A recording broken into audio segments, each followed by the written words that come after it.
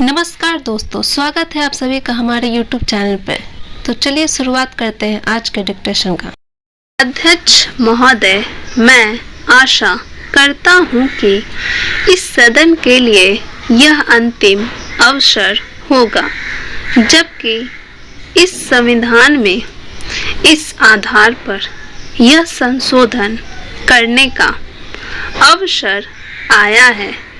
इसलिए मैं आशा करता हूँ कि इसकी जड़ में जाने के लिए हमारे सदन को और सरकार को एक हिम्मत होगी।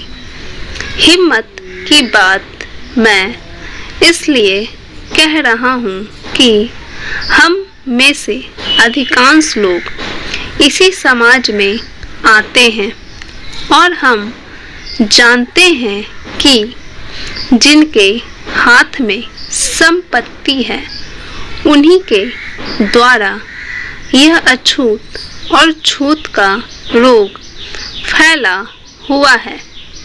यह वर्णाश्रम धर्म नहीं है। हमारे यहाँ यह धनाश्रम धर्म है, संपत्ति पर आधारित है और इसके लिए मैं इतनी ही आशा कर लेता हूँ कि आज अभी जो देश के विभिन्न भागों में जमीन कुछ हाथों में केंद्रित है, जब तक जमीन के एकाधिकार को हम नहीं तोड़ सकेंगे, जो कुछ लोग सैकड़ों और हजारों एकड़ रखे हुए हैं, जिनमें अधिकांश सदस्य भी इस सदन में सम्मिलित हैं, तब तक यह समस्या हल नहीं होगी। इसलिए मैं यह कह रहा हूँ कि सदन को भी हिम्मत होगी कि आज जिस तरह से हमने लगभग एक मत से इसको स्वीकार किया है, भूमि सुधार का प्रश्न जिसकी चर्चा उठी है और हम उठाएंगे कि जो जोतने वाला है, जो खेत पर मेहनत करता है, जिसमें 100% हरिजन को है ही आदिवासी भी हैं, तो जो मेहनत करता है जमीन पर उसका अधिकार होगा। सदन को यह हिम्मत होगी कि वह इस चीज को करे। यह मैं आशा करता हूँ और नहीं होगी तो मैं समझता हूँ कि यह हमारे लिए एक ढकोसला होगा। यही आग्रह मैं अभी लोगों से करता हूँ कि भूमि के प्रश्न को सुधारे बिना अछूतोद्धार नहीं होने वाला है और न राष्ट्रीय उत्थान होने वाला है। मैं चाहता हूँ कि वह शांति से हो, इसीलिए मैं यह आग्रह कर रहा हूँ, नहीं तो अशांति फूटेगी। लेकिन हम चाहते हैं कि शांति से हो, इसलिए मैं फिर आग्रह कर रहा हूँ कि दल और पार्टी की दीवार तोड़कर हम इस प्रश्न को लें और केंद्रीय सरकार भी हिम्मत करे। प्रधानमंत्री प्रतीक्षा में न रहे कि कुछ और लोग इधर से चले जाएंगे, तो वह करेगी और लोग जाएंगे तो वह कठिनाई में फंस जाएगी। इसीलिए मैं कह रहा हूँ कि यह अवसर है। अध्यक्ष महोदय वह हिम्मत करे जिसका देश में जमीन जोतने वाले को मिले और मेहनत नहीं करते उनसे जमीन लेकर उसका बंटवारा कर दिया जाए। मुझे आश्चर्य हुआ जब मैंने इस प्रतिवेदन को आरंभ से अंत तक देखने की कोशिश की और इसमें अंग्रेजी का इतना समर्थन मेरी समझ के बाहर की बात थी। अंग्रेजी के समर्थन के साथ रोमन लिपि तक का समर्थन किया गया है।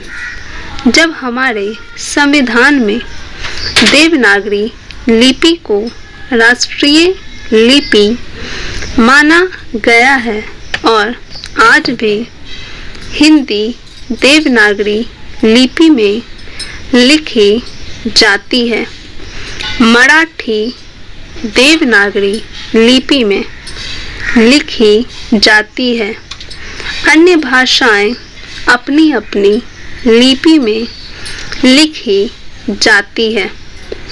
रोमन लिपि के लिए इस आयोग की रिपोर्ट में किस प्रकार कहा गया?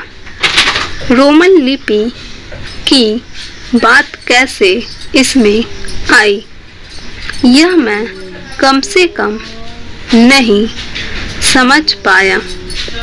पर एक बात देखने योग्य है कि अंग्रेजी का इतना समर्थन होने के बाद भी और कई विदेशी विशेषज्ञ इस आयोग के सदस्य होने पर भी अंत में उन्होंने भी माना कि अंतोगत्वा शिक्षा का माध्यम प्रादेशिक भाषाएं होगी। आयोग को यह भी मानना पड़ा कि अंग्रेजी के माध्यम रहने से देश की हानि हो रही है और संसार के किसी भी देश में ऐसी स्थिति नहीं है। आयोग स्वयं इस बात को स्वीकार करता है कि इस प्रकार विदेशी भाषा के माध्यम से हमारे देश की कितनी हानि हो रही है। मैं त्रिसूत्री भाषा फॉर्मूले का समर्थक हूँ। हिंदी साहित्य सम्मेलन जो हिंदी की सर्वमान्य संस्था है, जिसका इस समय मैं अध्यक्ष हूँ, उस सम्मेलन ने भी त्रिभाषा फॉर्मूले को स्वीकार किया। यद्यपि हम यह उचित समझते थे कि द्विभाषा फॉर्मूला रहता, एक मातृभाषा और दूसरी राष्ट्रभाषा, लेकिन हमें इस बात का भय था कि यदि द्विभाषा फॉर्मूला रहेगा तो मातृभाषा और अंग्रेजी रहेगी।